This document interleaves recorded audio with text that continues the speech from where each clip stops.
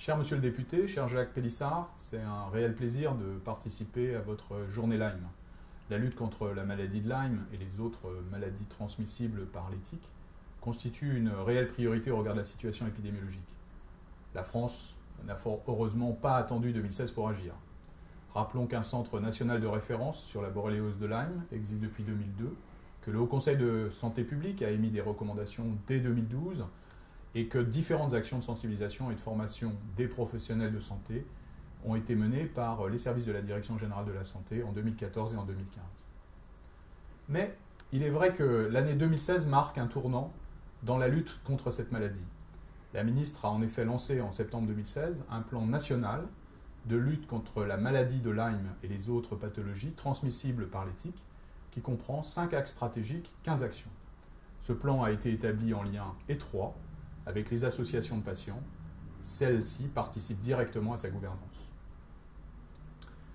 Évidemment, l'une des mesures les plus importantes de ce plan consiste en l'élaboration d'un protocole national de diagnostic et de soins, qu'on peut résumer sous l'acronyme PNDS, qui doit permettre d'améliorer et d'homogénéiser la prise en charge des patients développant une forme clinique, qui peut être chronique ou non, de Lyme, et de lutter ainsi contre l'errance médicale dont ils peuvent souffrir.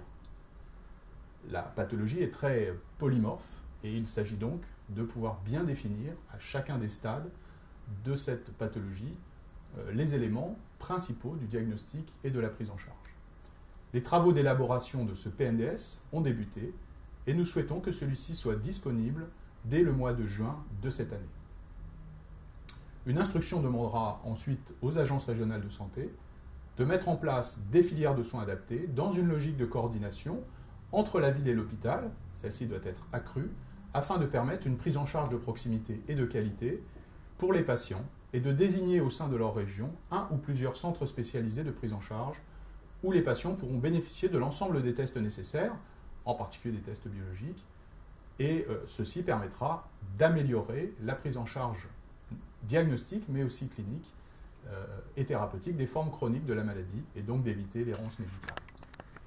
Cette action des ARS s'inscrit dans l'élaboration en cours d'un programme plus large, d'un volet du projet régional de santé qui sera consacré à la mise en œuvre d'actions de sensibilisation de la population et de formation des professionnels de santé, visant ainsi à limiter d'éventuelles contaminations par des maladies vectorielles. On pense à d'autres types de maladies vectorielles dans ce cadre-là, et ceci a été introduit par la loi de modernisation de notre système de santé au mois de janvier 2016.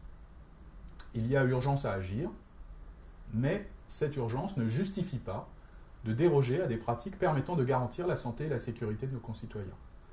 Lons-le-Saunier nous aidera à agir en ce sens, nous en sommes sûrs, et la Direction générale de la santé et le ministère vous en remercient très sincèrement. À bientôt.